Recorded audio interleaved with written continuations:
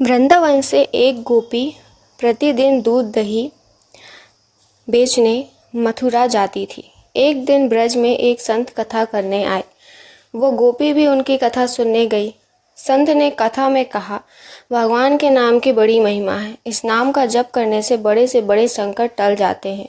नाम तो भवसागर से तारने वाला है। यदि भवसागर से पार होना है तो भगवान का नाम कभी मत छोड़ना। कथा समाप्त होने के बाद वो गोपी अगले दिन फिर से दूध बेचने चली गई। उसी बीच रास्ते में यमुना जी थी। इसको देखकर गोपी को संत की बात याद आ गई कि संत ने कहा था कि भगवान का नाम तो भवसागर से पार लगाने वाला है। उसने सोचा, जिस भगवान का नाम भवसागर से पार लगा सकता है तो क्या उन्हीं भगवान का नाम मुझे इस साधारण सी नदी से पार नहीं लगा सकता। इसी निस्वार्थ भाव के साथ गोपी भगवान का नाम लेकर यमुना जी की ओर आगे बढ़ गई। अब जैसे ही उसने यमुना जी में पैर रखा तो लगा मानो जमीन पर चल रही है, और ऐसे ही वो सारी नदी पार कर गई।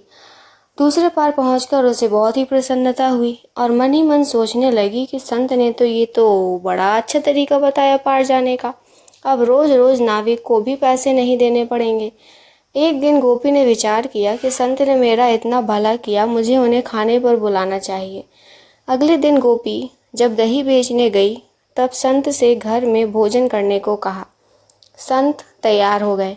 अब बीच में फिर यमुना नदी आई। संत नाविक को बुलाने लगा तो गोपी बोली, बाबा आप नाविक को क्यों बुला रहे हैं? हम ऐसे ही यमुना जी में चलेंगे।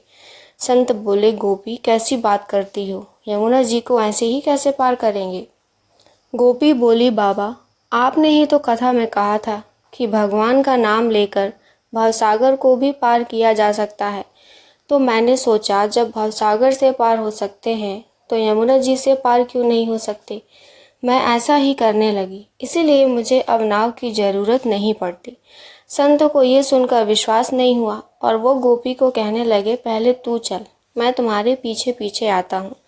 गोपी रोजाना की तरह नाम का आश्रय लेकर यमुना जी को पार कर गई। गोपी को देखने के बाद जैसे ही संत ने यमुना जी में पैर रखा तो झपाक से पानी में गिर गए।